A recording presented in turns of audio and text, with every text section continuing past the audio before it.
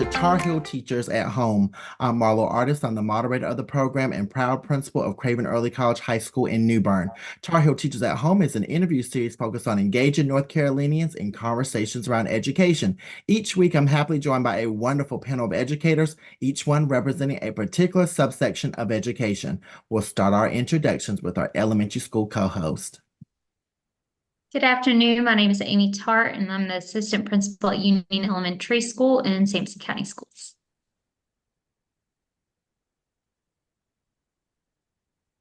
Good evening. My name is Jamika Joyner, and I am the assistant principal of Pine Forest Middle School in Cumberland County Schools, and also the North Carolina State Secondary Assistant Principal of the Year. Good to be here. Thank you for having us. Thanks for being here, Dr. Joyner. We appreciate it. Hello, I'm Tanya Smith. I am the vocal music educator at Elkin High School and Elkin Middle School, and I'm the 2020 Burroughs Welcome Fund Piedmont Triad Teacher of the Year. Good evening, everyone. My name is Arisha Smalls. I'm the AIG Program Coordinator for Cumberland County Schools, and you can follow me on Twitter at SmallsArisha. Awesome. For this episode of Tar Heel Teachers at Home, we are chatting with Dr. Maria Pitre-Martin, who is the Executive Director of the UNC-Greensboro SERVE Center. For more than 30 years, the UNC-Greensboro SERVE Center has worked with educators and policymakers to improve education in North Carolina and beyond. Dr. Pitre-Martin, welcome to the program. Thank you so much for inviting me to join you this evening. We're really excited to have you here to talk about the UNC-Greensboro SERVE Center doing so much great work. As I forestated, over 30 years of impact. Dr. Pitre-Martin, can you just give us an overview of the UNC-Greensboro SERVE Center? Absolutely, and I'm really excited to be here to share the work of the center. Many folks may not know everything that goes on at the SERVE Center at UNC-Greensboro. Many folks do know us as a research and evaluation center, but we also are heavily involved in technical assistance support to school districts, state education agencies, and nonprofit organizations. And currently, we're heavily involved in capacity building with state education agencies in 3 of the states that we're working in through the comprehensive center work, and hopefully I'll be able to share a little bit more about that this evening. Absolutely. And it is comprehensive, the work that you all are doing. We have the National Center for Homeless Education, also the North Carolina Homeless Education Program. I'm in partnership with NCDPI. You talked about the Regional Comprehensive Center. I mean, so many great things, and also the work that you all do with the Early College Research Center. I mean, a lot to talk about. Dr. Pitre-Martin, before we kind of get into those things, I would like to know what brought you to the UNC-Greensboro SERVE Center. You've done so many different things. You've been a superintendent here in North Carolina. You've been a superintendent in Virginia. You worked at DPI in so many different roles, including deputy state superintendent. What brought you to the SERVE Center? That is an awesome question. And the thing that brought me to the SERVE Center is the ability to touch North Carolina, which is near and dear to my heart, because that's where the majority of my career has been, but also being able to touch other states and being able to see the great work that is going on across the country. So I felt like it was a perfect time in my career after working in North Carolina to expand with my knowledge and skills and grow professionally. That's great. And they're really fortunate to have somebody, a leader of your caliber, because you bring so many different perspectives and so many different relationships to the work as well. What questions do we have for Dr. Pitre-Martin, Executive Director of the UNC-Greensboro SERVE Center? Well, you started off, Dr. Pitre-Martin, saying that you love to share some of the projects or initiatives that you guys have going on. And that's actually one of my questions. So what is something you're working on currently that you're most excited about? And how do you spread that same energy to your team that helps you carry out that mission? Oh, great questions. So we do so many exciting pieces of work at the SERVE Center, but I think I want to focus on the Regional Comprehensive Center, number 6, which is currently housed at the SERVE Center at UNCG. So the U.S. Department of Education has contracts with organizations across the country that serve as a support to different state education agencies across the country. We are fortunate at our comp center at UNC-Greensboro to be able to support the states of North Carolina, South Carolina, and Georgia. And so what we are able to do there is really specialize and customize to the needs of those states. But in one of the projects that I think we feel incredibly proud about happens to do a cross-state body of work when it comes to multi-tiered systems of support. Recently, we had the opportunity to have representatives from all 3 state education agencies, Georgia, South Carolina, and North Carolina. They met up with several of us from the SERVE Center in Washington, D.C. for the Meeting the Moment conference, which was hosted by the National Comprehensive Center in the U.S. Department of Ed. And we were able to share that work. And then they gave us a period of time where other states could come and sit down with representatives and hear about the great work. What made it so unique is that we were focused on MTSS, multi-tier systems of support, at the secondary level, which for those of you who have worked in high schools and middle schools, it is much more challenging to implement MTSS at the secondary level than the elementary level. Mhm. So we could see that that was a great need, and to have so many other states come up to us and really want to dig into what are these 3 states doing differently to move and implement at the secondary level. So it was exciting. It really was to have that discussion and to see it expand. So that's an example of a project that we have worked on that wasn't just with one state, but we were able to make it a cross-state initiative with those 3. And I think as far as building that excitement with the team at the SERVE Center, I'm very fortunate to work with outstanding folks at the SERVE Center, many of which have worked at the state level. And so their Mhm. ability to work with executives, program directors, in-state education agencies, it flows very easily because they have been in their shoes. And so as we work, we get excited when we see it really start to go deep into school districts and eventually into schools and into classrooms. And we get very excited at that point because we all know when you're working at the state level, you don't always see that immediate impact at the school and at the classroom level. So when we start to see it really getting to that stage, that's when we as a team get very energized and we want to do even more and collect more of the outcomes to share that work.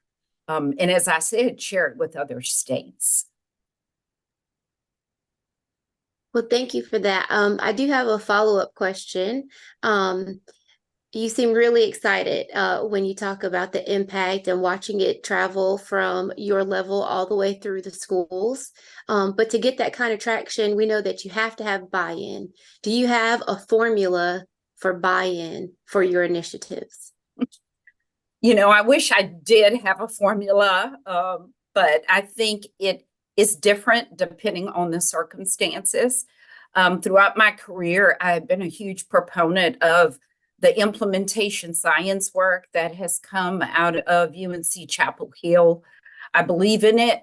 I believe that if you truly look at the 4 stages of good, solid implementation, starting with that exploration stage and going into installation before you actually implement, it makes a lot of difference for folks who are the recipient of whatever the intervention may be.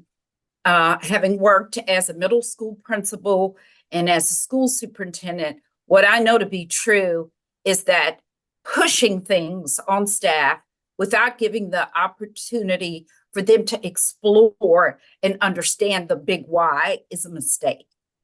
So I don't have a formula, but I do know that things take time and you have to spend a significant part of your time on that exploration stage and that installation stage before you ever implement across a school, a district, and certainly a state.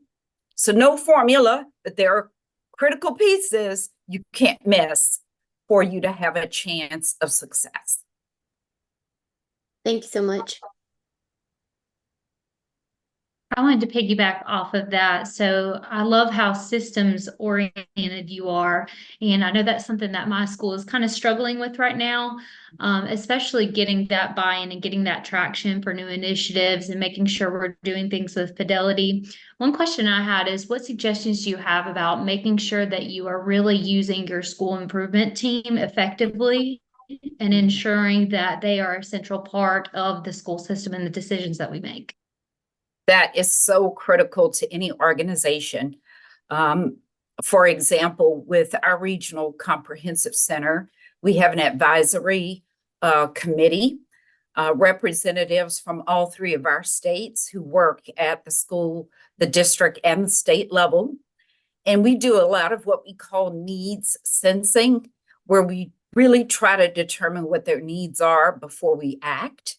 And then we try to make it a collaborative process on what it is that we need to do.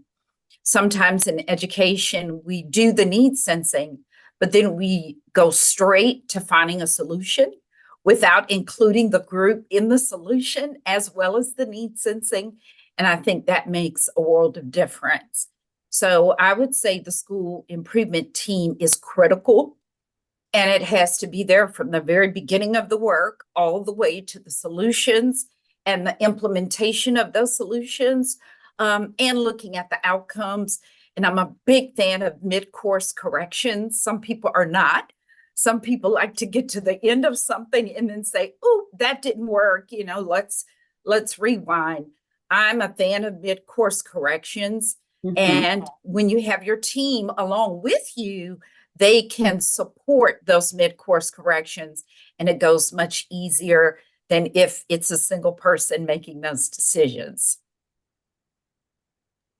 Thank you so much. And I love how that also builds teacher leadership and their capacity as well. And another question I had is, I was watching an older interview that you had done, and you had really talked about kind of marketing your school and making it a hub for the community and making it attractive for people to come into. What do you think are some key components that may look like? I think definitely making your school feel welcoming. I think is critical to that piece. I remember as a middle school principal, it was just so important that I was standing at the front door of the school. We were fortunate that we had a facility in which I could see students getting off the bus, but I could also see car riders and bike riders coming into the building at the same time. So I was literally able to greet every single kid that came through that breezeway every single morning, unless, as we know, something might occur and you're pulled away during the morning hours, but if possible, standing there. And that is so critical to developing a welcoming environment.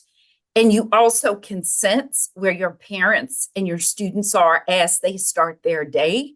And then you can mitigate for any things that could be a concern heading into their day. So I think that is a big, big step. The second part is being open to letting the community into the building, as well as taking your school out into the community. Very often we know that we're hesitant to bring folks into the building, but critical stakeholders, as a local superintendent, we did school visits for our city council, our General Assembly members in our area of the state, members of the Lions Club, members of the Rotary Club. And of course, they didn't all come at one time. We had scheduled events for those visits, but that's a way to really build support for your school. People see a school from the outside, and we all know they have a perception of what they think is going on in that building. But when you're inviting that number of people in to see what is happening, it makes a really big difference. At the same token, as a superintendent in another district, we actually outfitted a school bus and we got on the school bus and we went into the community to make sure that those who couldn't get to us, we could get to them. So there's probably many more examples that I could provide, but these are all ways to market your school or market your school district in a way that might be a little non-traditional, but it goes a long way in building support. Thank you so much. I'm soaking all of this in. I can see exactly why you're in the position that you're in, because you are just a wealth of knowledge. So thank you. Thank you. My question for you, and there were some good questions, so I actually had to start rewriting them because 2 of them have already been addressed.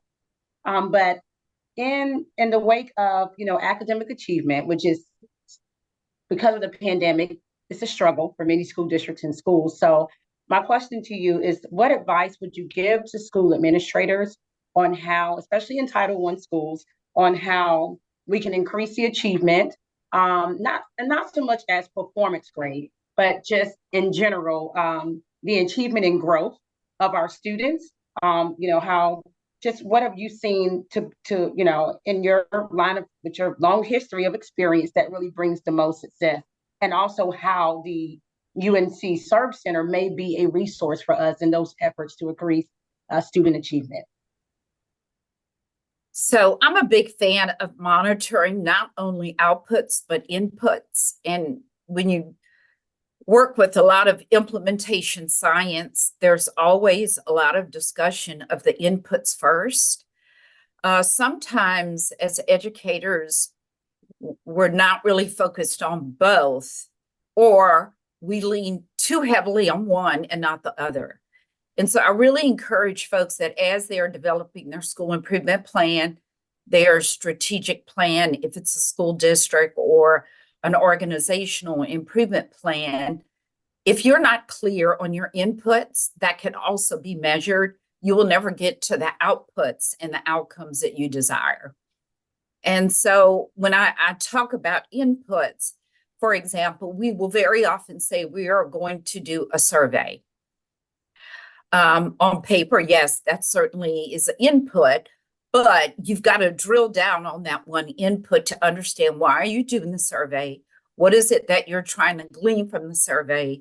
And then what are you going to take from the survey and use as part of your improvement strategy? So there are many examples of inputs that are solid, but drilling down to that level will help you get to the outputs. Also, being very clear that your outputs are linked to your inputs. We'll list all these things in our school improvement plans that we want to get done. And we'll say that it should translate into higher math scores. But we'll look at those inputs and say, can you tell me how that really links up? It looks good on paper, but how does that really connect? So I'm a big fan of doing fewer goals and fewer tactics. So you drill down much deeper, and then you really get to more specifics around the inputs. And undoubtedly, the outputs will increase and you'll see better outcomes for students. At the SERVE Center, I'm sorry. No, please continue. I was just going to add, at the SERVE Center, one of the things that we feel so fortunate to be able to do is work with organizations. For example, right now, we have some work going on with a few nonprofit organizations. We have a Cure Violence grant with the Winston-Salem Forsyth government to really take a look at some strategies that they have used to decrease the level of violence in the community, some very specific to youth. And again, that gives us the opportunity to look at inputs, right? Drill down on what those inputs are to make sure they're connected to the right outcomes that hopefully we will see. So we do a lot of evaluation work. We do a lot of research work. And again, it gives us a chance to test those inputs to see if they're really going to make a difference for organizations and eventually improve the quality of life for adults and for youth.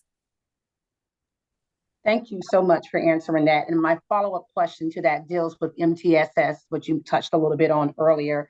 And I know in the secondary, I've only been an administrator and taught in middle and high school, but the behavior and academics and attendance piece for that makes it sometimes it seems like it's hard to get a grasp on all three in order to see that, that whole school improvement and the growth of students increase and their attendance increase. So how would you suggest that we implement the MTSS model with fidelity as administrators? Like, how would we start? I know we sometimes have behavior teams, academic teams, and we follow up with our counselors, attendance team. And it seems somewhere, like you mentioned earlier, I wrote it down, mid-course correction, I believe it was, we don't do that. So, and this is not just this is period, since all the schools I've been at. So we'll notice at the end of the year, we started really well, but somehow in the course of things, the data was lost, the follow-up was lost, and therefore we're not really seeing that multi-tiered system support of improvement for schools. So any insight you have on that would be great. I truly wish we had the funding to put a true data analyst in every single school, because I think that is really the key. As educators, either being a teacher, an administrator, or a school counselor, yes, we try to track data, but it becomes very difficult with all of the other day-to-day activities that we have. If we had people who were truly focused just on data collection and the data visualization to help educators make good decisions, which is what we want to do with data, is make good informed decisions for students, I think we could remain consistent. As a school principal, I really took on that role. This was many years ago, so believe it or not, we had the big data walls. Back then, literally data walls with stickies on the wall in our conference room, where I kept it in front of staff each and every day. I did not have a staff meeting without talking about data that we were going to monitor. But again, the inputs piece is critical here as well. Just to give you an example of behavior. When we came to understand that we just didn't need to look at discipline referrals by grade, by classroom, by teacher, but we started to look at discipline referrals as it pertained to the location of the discipline referrals, it changed our lives as school as administrators, because we would say things like, we have so many discipline referrals coming in, this is just, it's too much. And then when we really started to drill down, it became clear that when the kids got on the bus, it became like chaos. Students who were so pleasant and respectful at school stepped foot on the bus, and we didn't know what happened to them. So we knew at that point we had an issue on the bus. So we had to start doing something different on the bus to get a different response. And luckily, you have teachers, you have teacher assistants who will say, why don't I ride the bus a couple of days this week and I can tell you what's going on that bus. And sure enough, we started to drill down as to what the issues were. Some of the solutions became assigned seating and so on. Separation on certain buses where we had space, careful placement, if you will, of students on the bus to prevent some of those negative interactions. So it's just an example of how with MTSS, you can look at the data, but if you don't drill down enough, you still don't have a clue as to what might be the issue. So I could go on, but that's just one example of how you really can get at something very, very specific, but it takes that time to drill down, and having a data expert on all school campuses, it makes a difference. Okay. Thank you so much. In reading about the SERVE Center, which I have just been extremely impressed with the work. I mean, just extremely impressed with all of the initiatives and the specialty work that you do, especially considering the evolving landscape of education.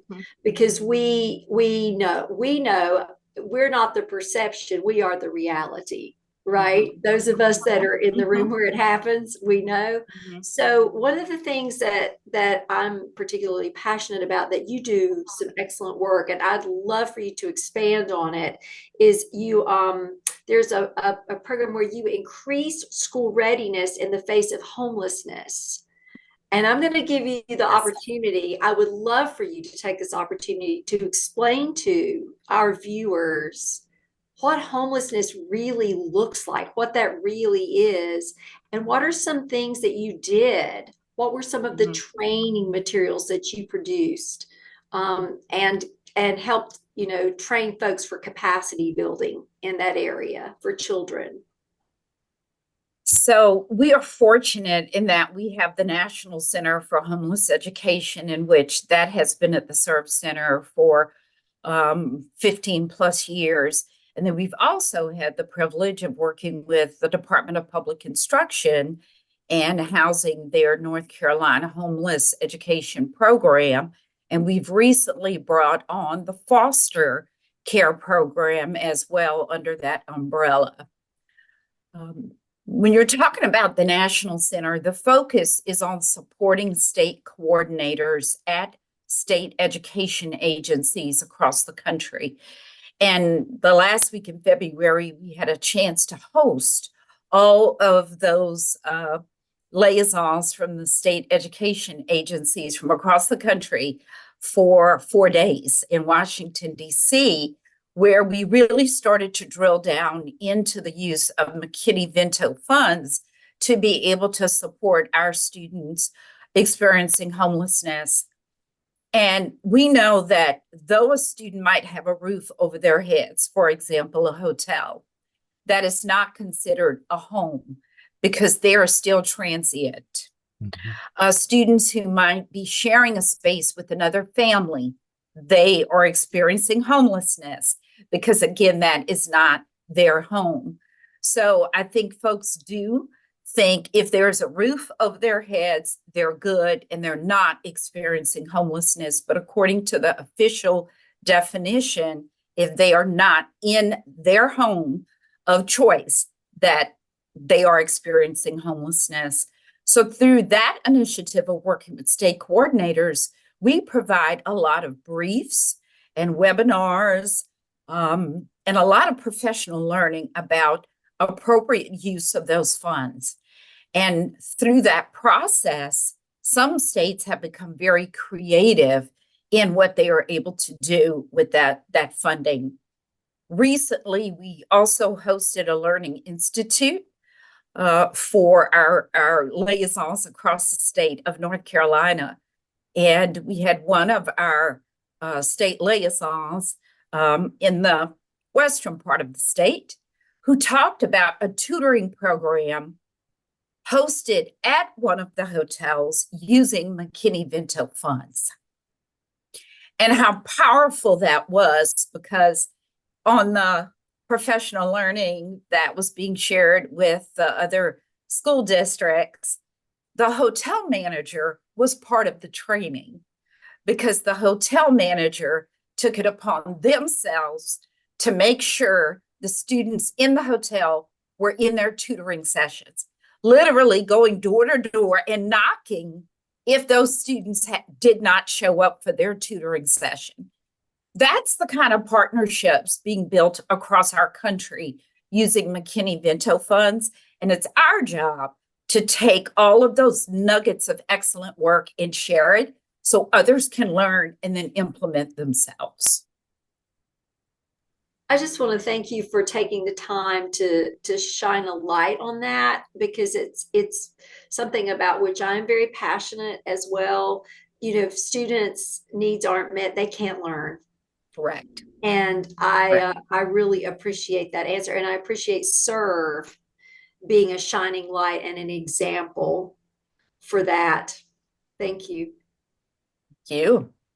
And as I said, I work with outstanding individuals who ensure that all of these great examples are shared so others can use that work as well. Dr. Pitre-Martin, UNC-Greensboro is home to the largest body of original research as it relates to early college model, which I'm very proud of as the early college principal. Yes. And you also, you all have kind of spun off the Early College Research Center in 2022. So this work has been going on for 20 plus years, supporting schools across the state, but also in other parts of the nation. Why does this continue to be a research priority for the UNC-Greensboro SERVE Center? Well, we are so fortunate. Dr. Julie Edmonds is the director for the Early College Research Center and has really been involved in this area of work personally and professionally for many, many years. And so we know that it is a tool to transform the high school experience. We truly, truly believe that. We are very proud recently because the U.S. Department of Education thinks the same thing. And Dr. Edmonds and her team's work was highlighted during a convening by the U.S. Department of Ed discussing that great work. We think it is truly important because students are given the abilities and the opportunities to have different pathways out of high school and either into the world of work or into a university or a community college experience. As a local superintendent, I can remember having our students come back who had gone through the early college experience. And these are students who had received their associates as well as their high school diploma, walking across their stage in their high school graduation, coming back in another 2 years with a bachelor's degree, and then telling you, I've used much of the money that was saved for that bachelor's and I've entered a master's program. When a student can say that to you, it gives you chills, right? Mhm. Because you know that you have set up a different experience for them. And that's what the early college work is really all about. We're really excited because the Early College Research Center is also partnering this with career and technical education currently. So that way they're able to walk out also with their certifications for different areas for the world of work. And again, it gives them options, right? The days of going into debt to get a college degree really probably no longer exist if you have that credential that puts you in the world of work and pursuing a bachelor's degree as well, possibly in 2 years out of high school. So there's all these different ways, right, of reaching your potential and being able to reach your goals. And that's why I get so excited when I talk about it, because it really is a great opportunity and each student can carve out their own path. North Carolina is a leader when it comes to early college model, and other states are really have learned a lot of lessons from what our state has implemented for so many years. Absolutely. Other questions for Dr. Pitre-Martin? I don't have a question, and I've never done this before, but before Marlow takes us out, I just want to give you back some of the bits of knowledge that you dropped on us today. These are things that you said during this interview. Monitor your inputs and your outputs. Impact from the top down. Use the data. Drill down. Build capacity. Collaborate. Needs sensing. Customize to the needs. Mid-course correction. And all of this, I just put on top of my notes, change agent, which is all what we strive to be in our current roles. And we thank you for being an example of that. Oh, thank you. Thank you for capturing all of that. That's great. Thank you. And that's exactly what you are, Dr. Pitre-Martin. You are a change agent, and we're so happy that you are back in North Carolina. I'm So happy you're to be in- back. Yes. So happy you're back and doing great work at the UNC-Greensboro SERVE Center. And we appreciate you coming on to talk about this great work. And any other time you want to talk about the great initiatives, please don't hesitate to reach out. Thank you all. I enjoyed this very much. Thank you.